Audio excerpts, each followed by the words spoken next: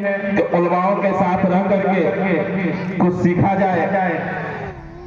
बच्चों का जो भी बवाल मुझे सुनने को मिला, खास करके आलिम कोचिंग सेंटर के असातिज़ा बहुत ही मुबारकबाद के मुस्तहिक हैं। चूंकि मेरे अंदर खुद कमी है, वो कमी ये है, हमेशा महसूस करता हूँ कि मेरा मखरज सही नहीं है।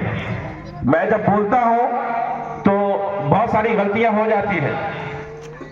तो इसका यह है कि बचपन में मेरी तालीम अच्छे उस्ताद से नहीं हो पाई, मैं नहीं पढ़ पाया, इसका अफसोस आज भी है मुझे।